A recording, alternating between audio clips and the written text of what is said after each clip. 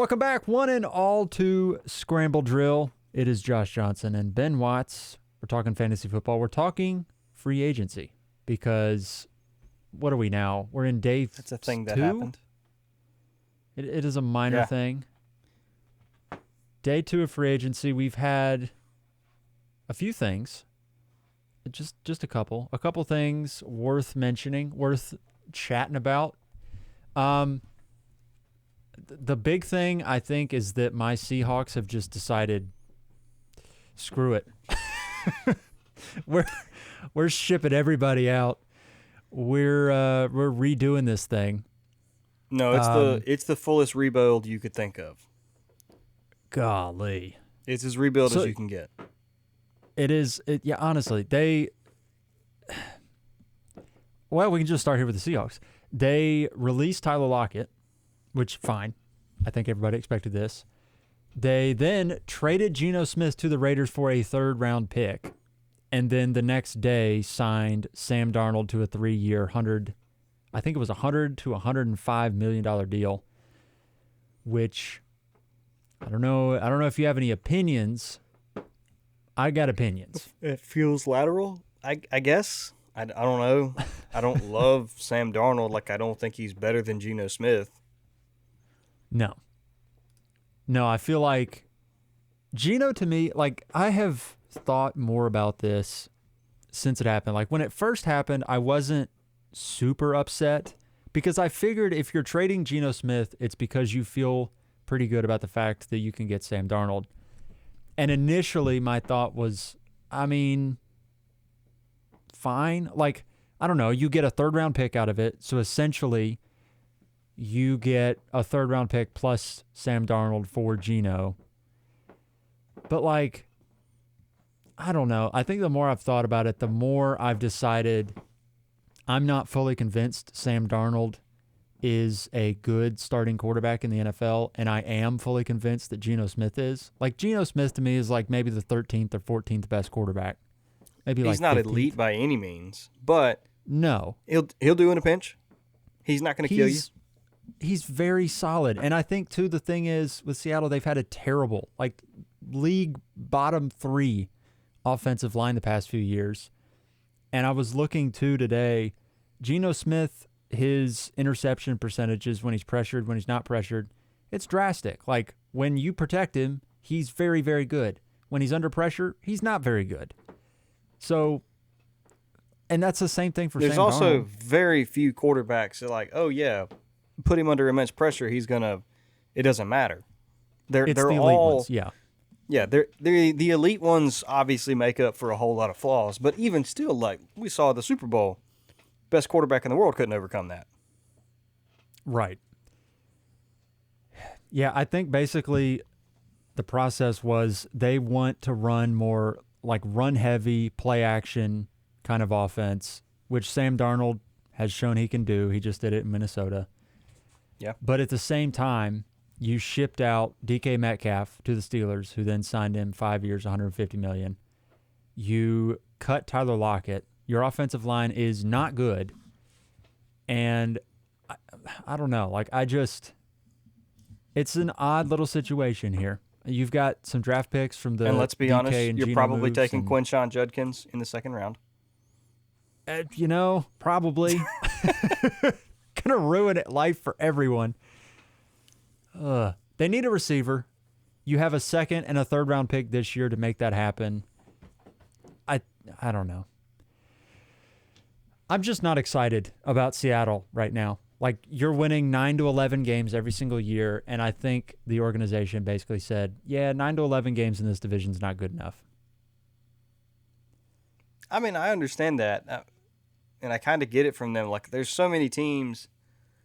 The Steelers, for example, are perfectly content to win 9 to 10 games a year and get bounced in the wild card for whatever reason. So maybe they're hoping Arch Manning comes out in 2025 or 2026. That's your plan right now if you're a Seahawk fan, is let's get Arch Manning. Or whoever is the number 1 quarterback next year.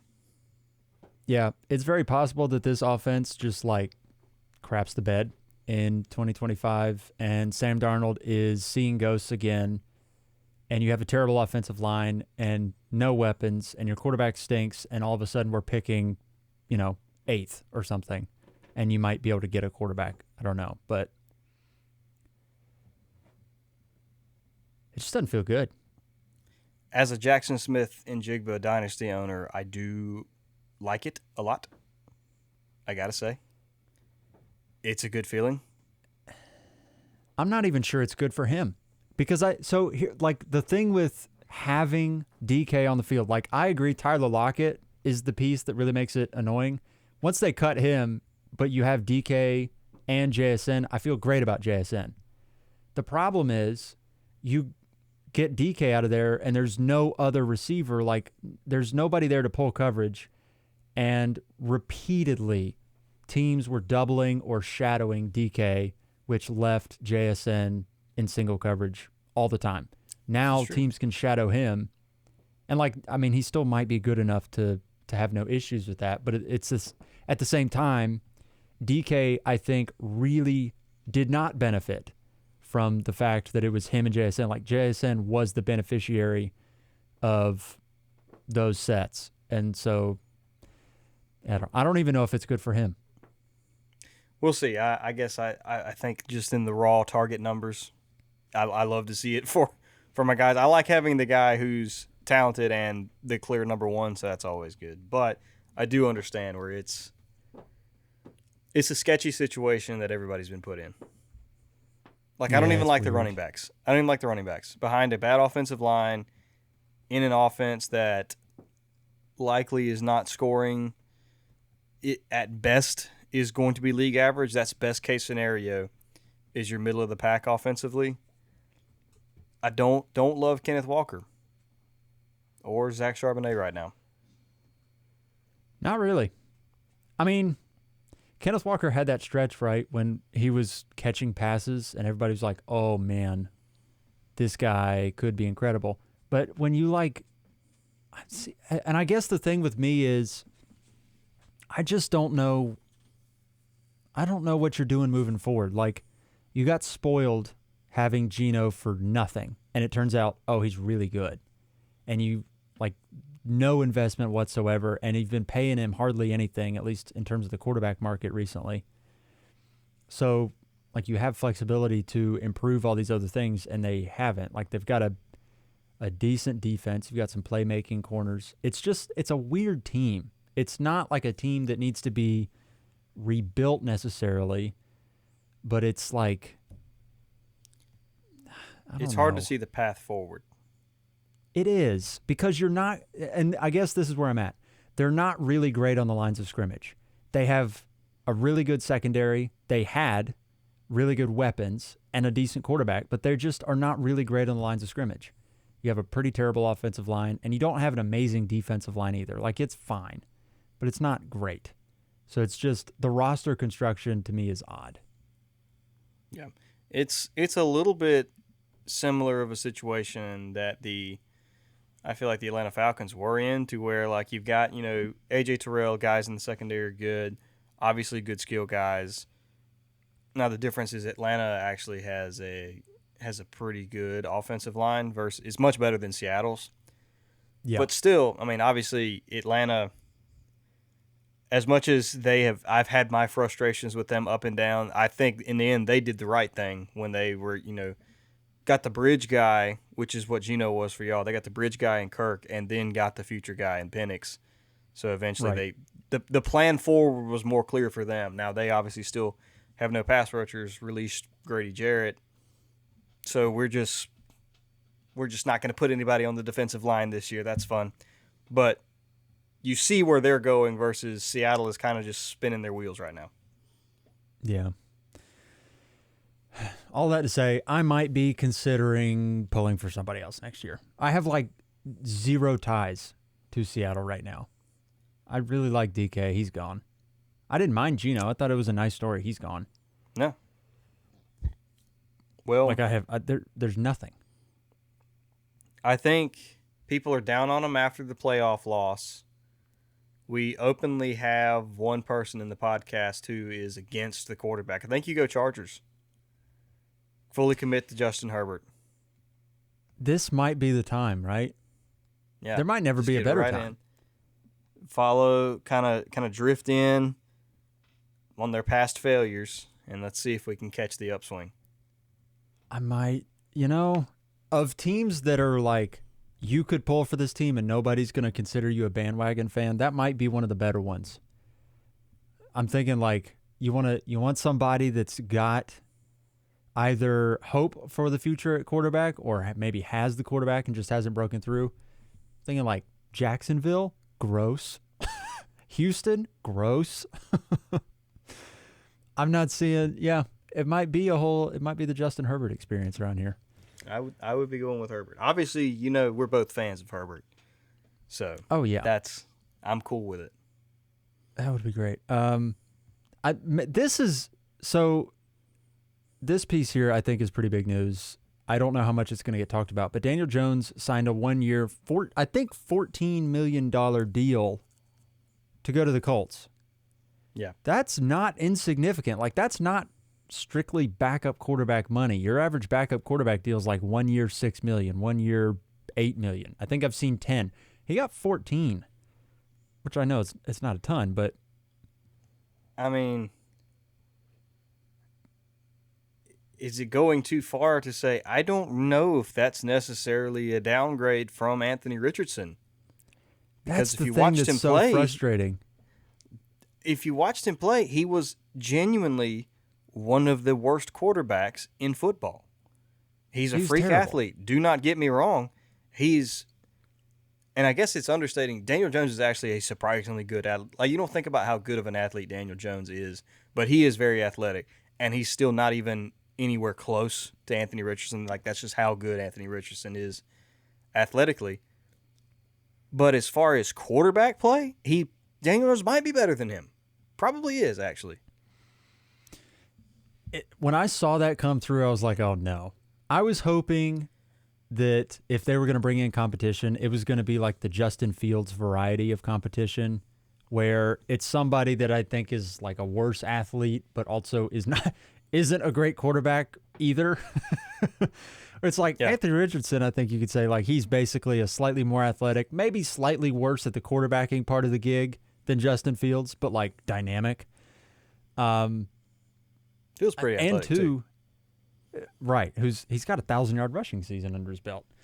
I think the other part of it is just, what does Anthony Richardson come into next season like? Are we getting training camp hype around Anthony Richardson? Like, oh, he's a completely different guy. He's, fixed his issues. He's locked in. Yeah, well, I could almost see him ending up not a my guy person, but like a kind of a dark horse, because last season he looked okay in spurts, the few games he played. Obviously, everybody knows his athleticism and rushing upside. So he came in this season with so many expectations. Every single one of those is gone. Like, he pooped the bed really, really, really hard. So now nobody expects anything from him. Nobody expects anything. So now, it's all in his diaper. They had to go change it. It was bad. We're in the family bathroom in Lowe's, just causing an absolute scene. That's how bad it was. But wasn't good. Now that the expectations are gone, you can kind of slide in there as like, hey, I just need to see some improvement from Anthony Richardson, and we can start building the trust back up, because I don't expect anything out of him now. So, we'll see what happens with Daniel Jones, but what we get is what we get, I guess. Yeah. And we've been saying this so long, and maybe I have the blinders on. It's very possible, because just the upside is ridiculous. But if he is not even league average, like the 25th best, like at the quarterbacking part of the gig, just don't be the worst. Be like, 8th worst at the quarterbacking parts of the gig, and the athleticism and the freakiness will kind of overcome. And then maybe you're looking up and it's cumulatively you say, yeah, he's like the 17th best quarterback, and then he keeps his job. What did we say last year with him is don't get benched. That's all you have to do for Anthony Richardson to be good at fantasy is don't get benched. And he got benched. And it's possible. We were talking about Daniel Jones being the week 1 starter for the Vikings, and that was my happening. angle. I thought a little bit, obviously like, hey, if Anthony Richardson doesn't work out, or potentially maybe even Daniel Jones can push Anthony Richardson for the starting job, we'll see. But there's still one more hurdle to clear, and that's an Aaron Rodgers hurdle. But if he goes somewhere like the Steelers, the Vikings clearly feel very good about where J.J. McCarthy is. Oh, yeah. Like they just, yeah, I mean, he's now the only quarterback on the roster. It's so him and as long as they don't Brett bring Rippon. Brett Ripien, my goodness. Yeah, I mean, if Aaron Rodgers doesn't go there, and we get the Brett Favre experience, lock J.J. McCarthy in. It's happening. He's there. Yeah, he's a dude, and I think Kevin O'Connell has pretty much proved that he has created an ecosystem that produces productive quarterbacks. KOC does not care who's back there. I don't really think he does. Nick Mullins didn't look half bad. Nick Mullins got a backup quarterback contract from the Jaguars because he was not half bad in relief duty for the Vikings. I think he got like $6, $7, $8 million. He said, I'm going to scheme Justin Jefferson to be open right here. All I need you to do is put the ball there. Leave the rest to me. It's amazing how much simpler life is when you have KOC and Justin Jefferson to throw the ball to. Not to mention a pretty darn good offensive line. A pretty good one, yeah. Justin Fields goes to the Jets. This was probably the other surprise, maybe, of free agency. On paper, it's 2 years, $40 million. I think in actuality, you're looking at like a 1 year with maybe a little bit of dead cap. How much guaranteed did he get? I think it was like 30 guaranteed. So that's a lot. But also, I'll be curious how much is due at signing. Yeah. I mean, I think basically it is a 1 year deal. Prove it. And he was the lead favorite for the Steelers basically the entire time. And then the Jets kind of heated up at the last minute. He played with Garrett Wilson in college. Yeah. Dropped 6 touchdowns on Clemson with Garrett Wilson in the playoffs. That was great. Hoo-wee. I'm not sure how I feel about it for fantasy. Maybe my one take is that I feel better about Breece Hall today than I did yesterday. Really? I do, because I think if you sign Justin Fields, you're not really anticipating throwing the ball a ton. I think you're building to the run game and to your defense. You've got a pretty good offensive line. You have, Garrett Wilson, obviously, can have a productive year. Yeah, I think kind of like how DJ Moore had a great year. They still, I don't know. Garrett's the alpha regardless of how you build your offense. He's 10 targets a game, period. Right. If you throw the ball 15 times a game, Garrett Wilson better be getting 11 to 12 of them. I honestly think they're going to throw about 20 to 25 times a game, and Garrett Wilson's probably getting 8 to 11 targets a game, if I had to guess. Yeah. Which I guess I do agree with you for Breece Hall. I was a little worried when I first saw it. I'm like, I did not need Breece Hall getting a running quarterback. I only have one share of Breece Hall, but it's in the Mully League, the league I care about the most. So I do really have a lot invested in Breece Hall, and I want him to be very good this year. Yeah, Breece he's had an interesting little career arc, hasn't he? He was the crowned prince there for, 6 months? And finished like RB2 with Zach Wilson and company. And then the Aaron Rodgers experience kind of derailed everything. Yeah, and this past year, it was the combination of the offense was terrible. He didn't look bad, I guess, on an actual play, but the offense was bad, and he got a little banged up towards the end of the year. I don't know. It's a weird year. I don't know. I'm cautiously optimistic for him. The last piece of quarterback news, we touched on Geno Smith getting traded. I did want to talk about the Raiders piece of that trade. Yeah. I feel incredible if I'm the Raiders. We haven't seen what the extension for Geno is going to look like. I would imagine you're probably in the Sam Darnold neighborhood for what you're going to get there. But you send a third-round pick, and Geno, in my mind, is a huge, huge upgrade over whatever quarterback they were going to trot out there instead. They got to bring in somebody to help at receiver still, I would assume. I would think so, yeah. Someone? You think like a T. Higgins is on the table for them? I could see that. I could see them drafting. Like, I don't think this receiver class is terrible. I think some people have kind of gotten it in their head that the receiver class isn't all that good. I think there's still quite a few prospects. Yeah, like there's 4 or 5, I think, that are really, really intriguing. So if you get one of them, like the late first, second round, I mean, you have Jacoby Myers. 6. He's solid. I feel like, real life, and maybe they go Tet or somebody at 6. I don't think they would take him there. Maybe that's high. I don't know. But they have the ability to fill that spot void. I will say that.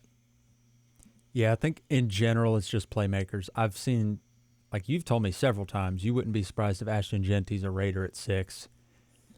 Yeah, no. Landon and I, we're going to record another episode tomorrow where we'll talk a lot more. I think, at least I think that's what we have planned, is some landing spots based on how free agency is shaking out. But yeah, Genty's got a few landing spots in the first round, and I would not be shocked in the slightest if Pete Carroll and those guys say, you know what, we got Geno, we got Bowers, we got Jacoby Myers, who's not bad. If they can go add another receiver, shoot, give me Genty at 6, and let's see what we can do. Let's try to make some noise. I will say the one thing that got me very hot and bothered about the Geno Smith deal was just Bowers is going to be consistent. You're not going to have games where the offense just like sucks.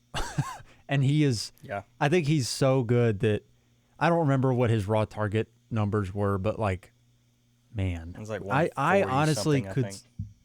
Yeah, I think you might look up at the end of the year after this and you're looking at like a Mark Andrews from a few years ago season where it's like, holy crap, this guy got so many targets. It was a very good season. That was a good year. Yeah. But, I'm so excited for him. Now that, like, in my mind, Geno just represents stabilization of the offense. It's not going to be amazing. It's not going to be terrible. It's going to be fine. Get 153 targets. Goodness gracious. Wheels up for Brock Bowers. Is he a first round pick this year? Yes. In redraft? Yeah. He's Travis Kelce. Who would you take over him in redraft? I mean, obviously he's a tight end 1. You still go, I think the big receivers go. You got Chase, Jefferson, Amon-Ra. I would say probably Puka still. Maybe Brian Thomas Jr. And then the running backs, Bijan, Gibbs, Saquon. He's late first still. I think he and Puka are pretty much at the same spot in redraft. Okay. Which is Dynasty. That's tight end insane. premium. Obviously, he's a first round pick. Oh my gosh. And dude, in tight end premium, I'm not sure you don't take him at like the 103. In a startup? Yeah. Well, yeah, like in a 1 QB tight end premium startup. Yeah, in a 1 QB tight end premium startup, yeah. Yeah. I think it would be like Jefferson and Chase. That might be it. Jefferson, in a Chase, tight end premium 1 quarterback. It would depend if it's .5 tight end premium or full point tight end premium. If it's full Yeah. point, Bijan and Gibbs I think are still pretty close. You could argue them, but if it's full point tight end premium, then yeah, he's right behind Chase and Jefferson. Maybe he's even with them.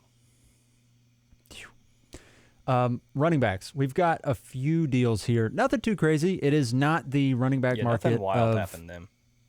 Yeah, it's not last year's market, but this is going to be the draft for running backs. Like everybody's kind of buckering down the hatches, like because the draft is going to be what really sets the running back market on fire. Yeah, Aaron Jones re-signed with the Vikings, 2 years, $20 million. This was a spot that I really thought they were going to draft someone, so I was a little bummed out. They still might. Yeah, they could. I think it's probably 2 years, 20. That's probably a 1 year deal masquerading as a 2 year deal, isn't it? Every time I see a running back get a 2 year deal, like in my head, like I'm just counting that is a 1 year deal. It's like James Conner got a 2 year extension, but all the money is like on the first year, so they can basically get rid of him for free after that, especially for these guys that are 30 years old. So it's a 1 year deal, but you've got him for one more year too. Right. Yeah, I don't have any takes on that one, to be honest, other than if you have Aaron Jones, it probably takes you out of the first round running back sweepstakes. You're probably still considering somebody mid-second, maybe late second, but yeah, I don't know. Najee Harris is. Go ahead. I was going to say Najee Harris is a Charger. That one surprised me a little bit. I was very disappointed with the Chargers for not going to get DK Metcalf. I had my heart set on that, but they decided, no, we'll go get the big slow running back. And not an insignificant amount of money either. $9.5 million for 1 year, and it's the weird thing too, where it's like it's a 1 year deal, so there's like no real investment, but it's also like $9.5 million. That's pretty significant just for one season, I think. Yeah. I mean, he fits what Jim Harbaugh wants to do, right? He's big, he's strong, he's a thumper, he's going to do everything he wants. I still would not be shocked in the slightest if they took a running back first round. If Amari Hampton comes off the board round one of the Chargers, that still would not surprise me with this deal. Especially with how much cap, I don't have the raw numbers in front of me, but the Chargers had a lot of cap to begin with. They cut Joey Bosa, I think, which saved almost $30 million. And they really didn't spend that much so far either. So they still got a lot of money to play with. So if they don't end up spending all of it, like that $10 million cap hit of Najee isn't going to scare them off bringing a running back in either. No. And if they end up not bringing somebody in, Najee, I think, is going to be sneaky, really interesting. Yeah, no, he's a RB2 for sure. Yeah. It's just a matter of what's the backfield look like? What's the competition? Do they want to go relatively cheap on the backfield as a whole next year? Is J.K. Dobbins still with the team, or did he walk? I don't know, actually. J.K. Dobbins is a free agent. It looks like I'm seeing that they let Gus Edwards go too. Yeah. So it's really just him and Najee and Kimani Vidal right now on the roster? Yep. Ooh, we're looking at prime Jim Harbaugh. Amari and Hampton still in play, boys. Yeah. Interesting, to say the least. But, again, curious to see what they'll do. Javonte Williams goes to the Cowboys on a nothing deal. That is a nothing burger. My gosh. $3 million My buddy for Landon a year. Hewell texted me. He was like, dude, Javonte Williams resurgence. I'm like, no. Go look at the number beside that that notification.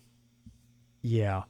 I had the same reaction. I was like, oh, this is interesting. I still think he's good. That's the thing. I still think he's talented.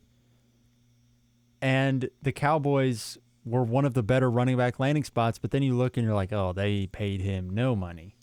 Yeah, they did not invest this at all. So they're $3 million is lower than a rookie deal. Yeah.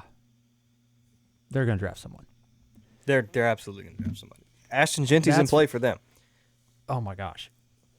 And that's the thing, too. I know Javonte would not really pose any threat to the top guys, but I'd be lured into it. Be like, I don't know. Might be a little frisky. Like, if he told me they don't bring anybody in, I'm with you. Like, I've liked Javonte since, obviously since he came out of North Carolina. Like, I thought he was great at North Carolina. He was like a dark horse for me. Like, I was really in on Javonte Williams. Like, I thought he's talented. He's a little bit like Omarion Hampton. Like, he was Omarion Hampton before Omarion Hampton came out. And it's just, for whatever reason, I guess he had the knee injury his rookie year. It never panned out. Yeah, it just never worked. I've been waiting for my Javonte Williams scratch off to hit in the Granddaddy of them all, and it just I don't think it's going to hit. It has not hit, probably won't hit, which is a bummer. This is called a sell window if you can somehow. Oh, gosh, yeah. Whatever you can do. Whatever price they offer you is probably enough. If you can finagle a second out of this, you're like, dude, he's the starting running back for the Cowboys. Give me your 207. Please do that. Yeah, no, that'd be great. Wide receivers, we've got quite a bit more this is here where with them. Interesting things happened.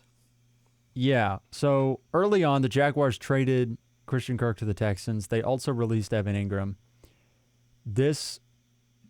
How hot and bothered did you get by this? Was it just me or was it you two? About Christian Kirk? No. Or Evan Ingram? No, neither. Brian Thomas. I will be honest with you, and maybe this might be a completely stupid take. It was kind of a yes and no, is because they emptied out all of the targets, so everything is open for them. But the fact that they got rid of all of those guys, I'm like, they've got to be looking to bring somebody in, right? Yeah. Surely they're looking at somebody. Like, they're not going to dump Ingram and Christian Kirk and be like, all right, it's Brian Thomas Jr. and Gabe Davis. Let's go, boys. Right. Brian Thomas Jr. is a clear number one, obviously, but they don't have a number two right now. Gabe Davis is not a two. No. He was a two with Josh Allen. But Trevor Lawrence is not Josh Allen. I am sorry. No, I think they're probably going to draft someone. I think in this draft class, though, Brian Thomas is better than all of them. Like, even if they brought in his role T-Mac. is not threatened by any of these guys. No, I none did of them. see T-Mac get mocked to them because I think they're like picking at 5 or whatever. I saw T-Mac get mocked there, which would be interesting. Not that I think T-Mac is better than BTJ, though I think T-Mac is, looking at this receiver class as a whole, he's underrated as far as in people's head, I guess. They're like, oh, the receivers aren't very good. No, T-Mac is very, very good. I would think it would be more of to a lesser extent, like a Chris Godwin, maybe not to a lesser extent, but could be the same event like Chris Godwin and Mike Evans back in the day, to where they're just both really good. You just have two really good receivers. Yeah, I still think Brian Thomas would be the better of those two, but maybe, I don't know, maybe I'm biased. I don't think that they're going to spend a pick that high I don't think on a they receiver, will but I could be wrong. I see them taking I don't somebody in think the they second. do. Like I mean, I've I been see wrong Luther Burden about slip Jaguars. sometimes. Like, they could take a Burden or trade up for a Burden. I don't know. Yeah. I keep thinking like a Matthew Golden in the second for them, but I see him going in the first round in more mocks lately. people like him a lot after the combine. People are getting hot and bothered about Matthew Golden. Yeah, they are. Maybe they'll get like Isaiah Bond, a burner or something like that. I don't know. Yeah. That would be a good compliment, though, because BTJ is a burner himself, but he's obviously an alpha. Like, he's built like one. Right. He can handle 170 targets a year. So, right. I guess when I say I didn't get hot and bothered, that's not true. BTJ is easily a top 10 receiver for me. And if they don't go out there, like, the only way he's going to be pushing top 5 potentially, the only way that doesn't happen is if they drafted like a T-Mac. And even then, he's probably still a wide receiver 1 for me in my rankings. Yeah. That's the only thing I could see happening that knocks him away from the top 5 area. Yeah. Devontae Adams is a Ram, 2 years, $46 million. This was 26 of that guaranteed. This is wild. I'm curious how you feel about the target distribution there. See, I don't either, because Puka was the alpha, like not even close, the alpha in that offense with Cooper Kupp last year. But Devontae, for my money, is way better than what Cooper Kupp is right now. Yeah, no, you could. I compare it a little bit to last year with the Jets. I mean, this is not a knock on Puka Nacua by any means. I think he and Garrett Wilson are fairly comparable from real life and from real life perspective. Like, I think Garrett Wilson, as a raw talent, is probably better than Puka. But obviously Puka, I think, is more skilled than Garrett Wilson. And again, not a knock on, like, those guys are just about neck and neck for me as real life receivers. If the NFL redrafted right now, I genuinely don't know which one goes first. Like, they're that close together. So Puka was obvious. Either one of those guys would have been the dominant one over Cooper Kupp, because you could see slippage in Cooper Kupp's game. He wasn't what he used to be. I know Devontae Adams is 32 years old. I didn't see any slippage in his games. He was out there dominating with Garrett Wilson out there. And Garrett Wilson was still getting 10 targets a game, and Devontae was just getting 12, and he was getting 130 yards a game and a touchdown. That's the same Devontae I've been seeing, and now you're going to put him with Sean McVay. He's not like a scheme guy where he has to learn the scheme and get open. Like, no, Devontae Adams, you could throw him on literally any team in the NFL and say, get open, and he can do that, still to this day. Yeah. So this is a tough one, man. Yeah, there was still like some really odd Garrett Wilson usage for the Jets last year. Like, they didn't really turn him loose at all. I don't think they knew how to use him either. I don't think they knew how to use him. I don't think so. And also, there was the Aaron Rodgers, Devontae Adams relationship part of it too, where they just like have that synergy on the field. So I don't know. I still would think Puka will be the one, but Devontae for me is probably a top 24 receiver next year.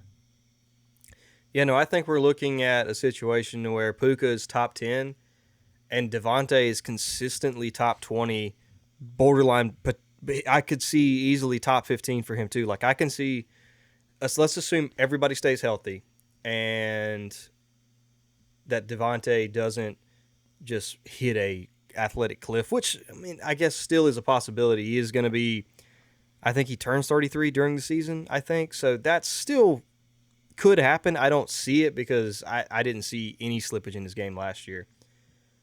Let's say none of that happens. I mean, I could see Puka as wide receiver 6 and Devontae is 16. Yeah.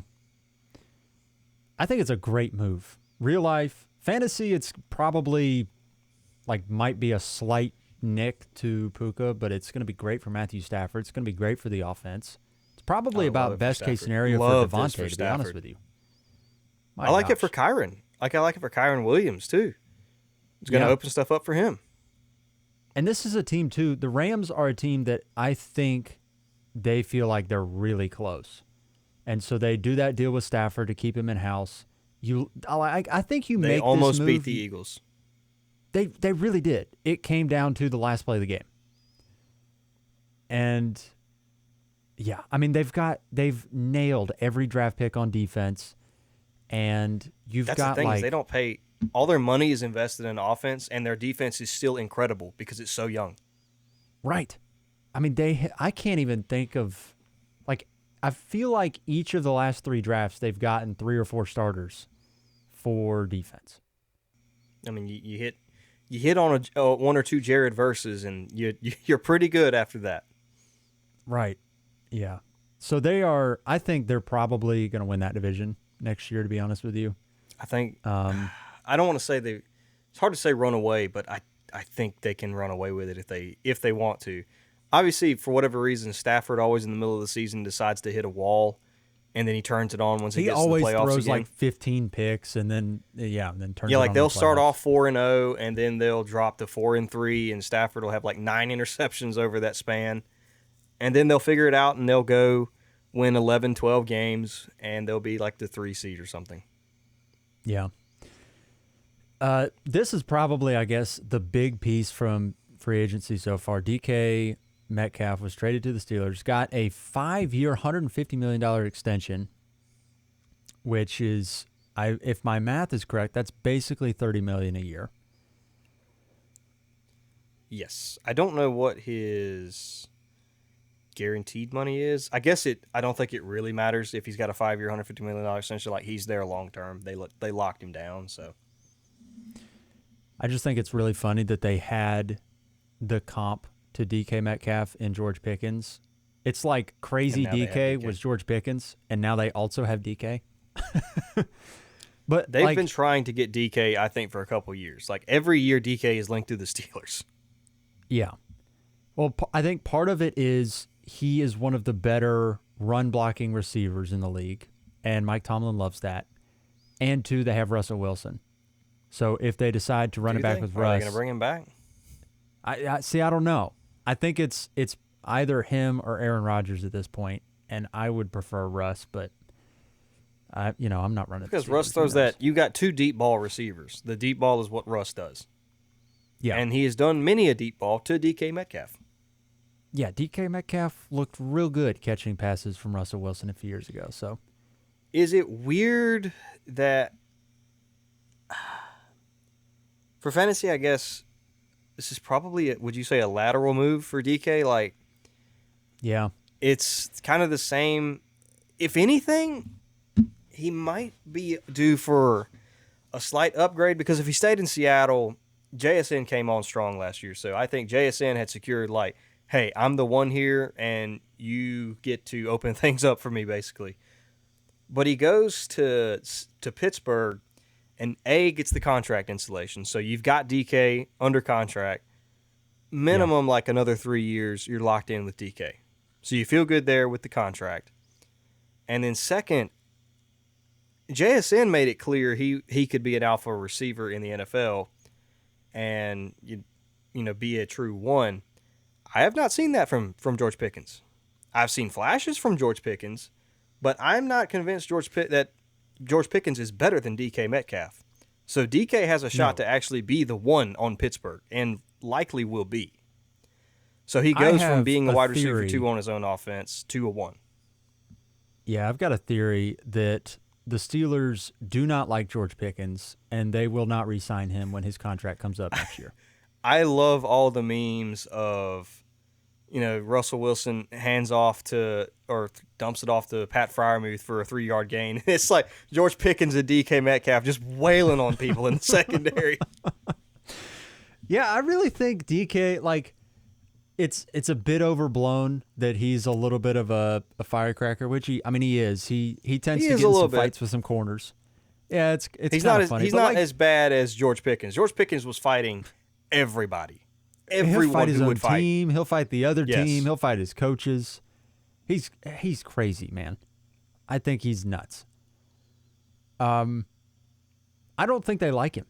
I really think that when his contract, he's got 1 year left, George Pickens does, before he would be due for an extension. I think they'll just let him go, especially now that you've got DK. Tomlin likes to try to nurture these guys up and try to mature them himself. And Pickens was just one of those, like, you could tell even he towards the end of the year was like, I can't do anything with this guy. I can't breed this out of him. This is just who he is. Yeah, so you might have a situation where DK is the guy, like, clear and obvious. The problem is I don't really know who's going to be playing quarterback for them. Yeah, that was the problem. Like, but Russ, it was the same problem. Fine, it was the same problem in Seattle, though.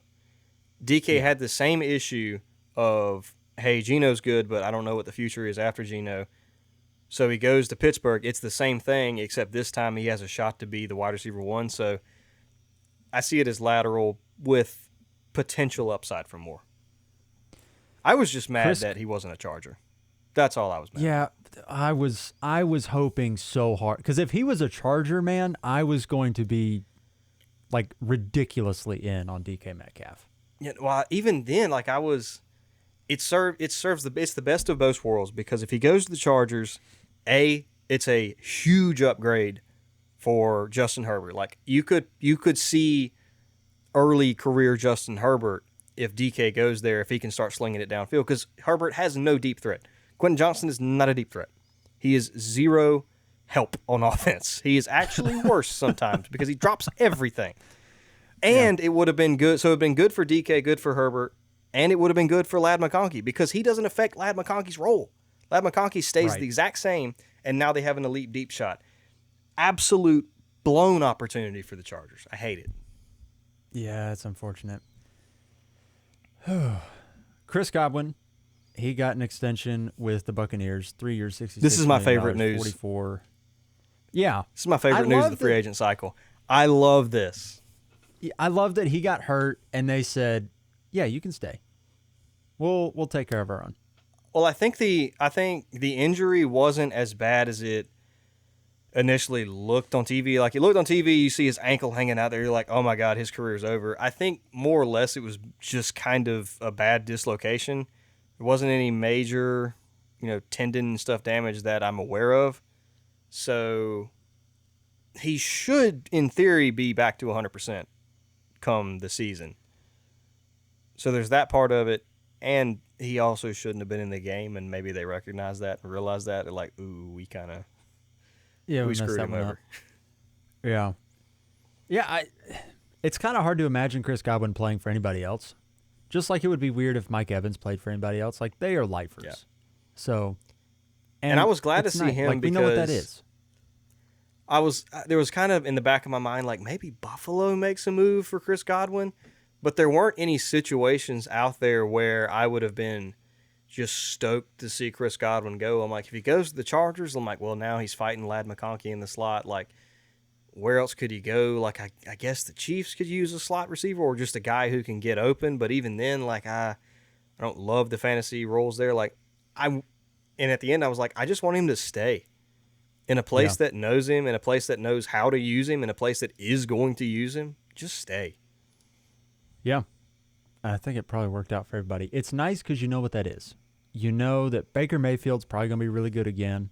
Mike Evans, Chris Godwin, like we know what that is. We know how that show goes. And I think he's got an outside shot to be a wide receiver 1 again this year. Yeah. I mean, he was the wide receiver like 2 or 3 when he got hurt. He was right there, yeah. It might have been the 1. I think he might have been wide receiver 1 when he got hurt. It was crazy because I guess everybody, I don't know. Maybe people forgot, like, what he was. He was absolutely dominating. Yeah. So I don't know. Very great. I'm happy to see Chris Godwin back. Yeah. Let's see here. Josh Palmer, 3 years, $36 million with Buffalo. I don't really know what to say for or against this because, Keon Coleman on the outside, his role's not going to change. No. Khalil Shakir got his money. He's great from the slot, and Josh Allen knows him. So now it's kind of a who plays that third role. Do they bring back Amari Cooper? Is Josh Palmer just going to play third fiddle kind of like he did with the Chargers, and he'll have, his moments where he has a few catches downfield throughout the year, but that's really it. Yeah, I don't have like any opinions, I guess. Like, I don't think he is going to be that impactful. He'll help, but he's not going to have any fantasy impact. Like, he's pretty good down the field, which will be nice for Josh Allen, I guess, to have a true guy who can win down the field, because Keon Coleman is iffy. He's more the outside, jump ball guy. They need a guy who can win down the field, which Josh Palmer can do that. So good for Josh Allen, honestly. Fine. It's fine. I mean, he probably replaces got Matt himself Collins. a contract extension. He did. Yeah, He did. he What was replaces it, Matt Collins. six for 330 or something? 260 guaranteed, most ever. Golly. You deserve it, buddy. I love you.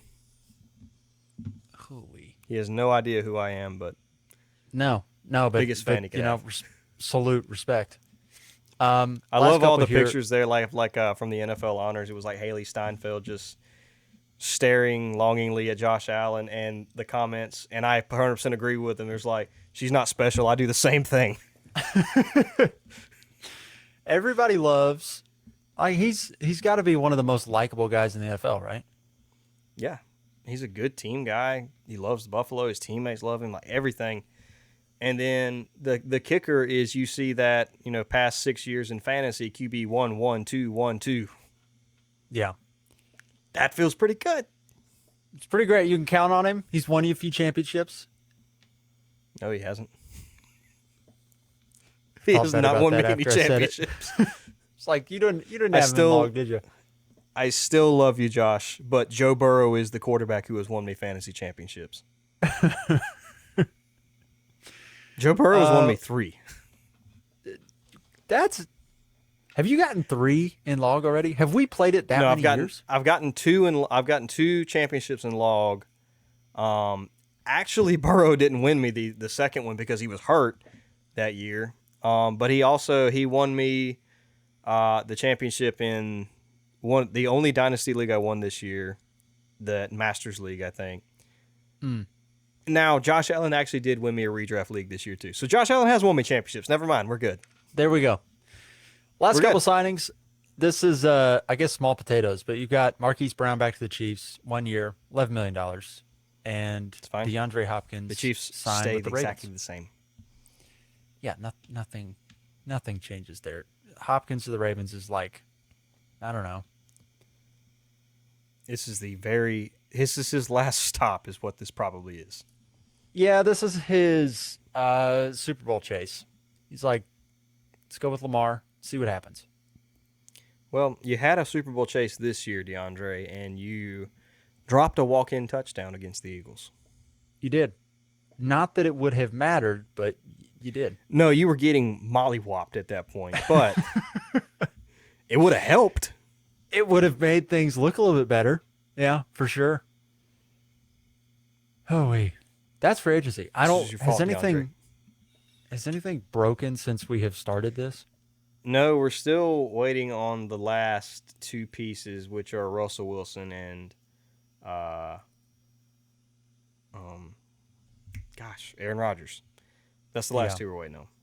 We didn't mention the gigantic contract of Darius Slayton, obviously. Oh, yes. The Giants decided we're not going to pay Saquon, but we're going to pay Darius Slayton. We're going to keep our star players around. He, what was it, 3 years? It was the 3-year, $36 million deal. Josh Palmer got. Oh, I'm fine with it. I just saw Hopkins got a $5 million deal. So kind of a nothing burger deal for receivers. Nothing. Yeah.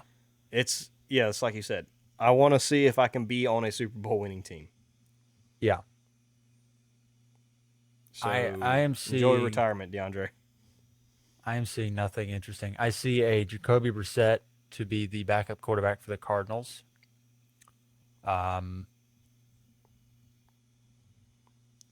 There were rumors of Joe Milton from the Patriots getting traded. I saw that. Materialized there, but there apparently was like a big, it got a lot of momentum. I think people saw him play love that. Joe Milton. Oh, yeah, well, he's got the measurable stuff, right? He has an absolute missile of an arm. I don't think. I don't know. I hesitate. I don't think he's good. No. We actually didn't mention this. This actually probably is noteworthy of Kenny Pickett getting traded to the Browns. Obviously, I still think the Browns either get Russell Wilson or Aaron Rodgers, or they take like a Cam Ward. But it's notable that Kenny Pickett is now there. I think I just scrolled past that, and in the return on that deal, the Eagles got What was the backup quarterback that was fast for the Browns? Dobbs? No. No. Dorian Thompson Robinson? Yes. Yep. I want to say he went back to the Eagles, which is interesting because if Jalen Hurts goes down, I got to think Dorian Thompson Robinson can step in there and They got keep things DTR in rolling. a fifth. I feel like that's not bad. That's a pretty good return for your backup quarterback. Yeah. See, Zach Wilson got a backup quarterback deal. He's now in Miami at $6 million. See, that's a backup quarterback deal, Indianapolis. That is what a backup quarterback which deal goes looks like. adds a little bit of the Daniel Jones fuel. He's going to start week 1. I already know it. I wouldn't be surprised. Like, I could see him in Shane Steichen's offense. Like, on the Giants, he had, especially this past year, or obviously he started there, I guess. Even when Saquon was there, like, for whatever reason, they put all their eggs in Daniel Jones' basket. The Colts aren't going to do that. All their eggs are in a Jonathan Taylor basket. Like, all I need you to do is throw the ball to Michael Pittman and Josh Downs a few times behind a good offensive line. I think you can do that. He could probably do that. Anthony Richardson I think he can handle that. Maybe he will reform himself. Maybe we're going to see a Anthony new Richardson got an intentional grounding. I've never seen that in my entire life. Yeah. I didn't know that was possible. It's not good. Holy. On that disappointment, I think it's time to end. I don't have anything else for us. Nope.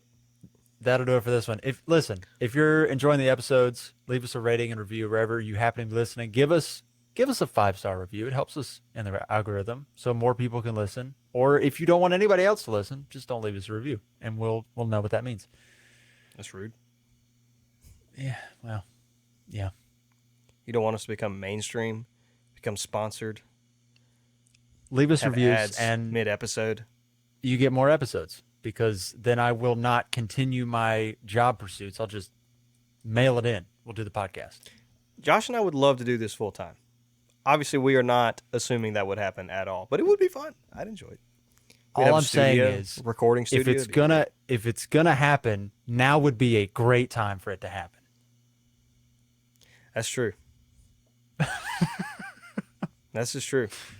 So 5-star reviews, please. We need those. I won't search for a job. If you full-time content creation. Yeah, if somebody just blows this thing up, I just won't search for a job. I'll just do this. Yeah. You got to get the Instagram back. When you had one post that hit big time a couple years ago. Went viral for like it's like a how to draft or something, draft guide or whatever. Hit really big. Yeah. It kind of the whole account based off of that one post, it just blew it up. Yeah, it was great. We never touched that again, but it was good. No. Oh wait. That's all I got. Have a good one, everybody. We'll see y'all. We'll see Ben and Landon. We'll see you here in a couple days. Have a good one, everybody. We'll see you in the next one.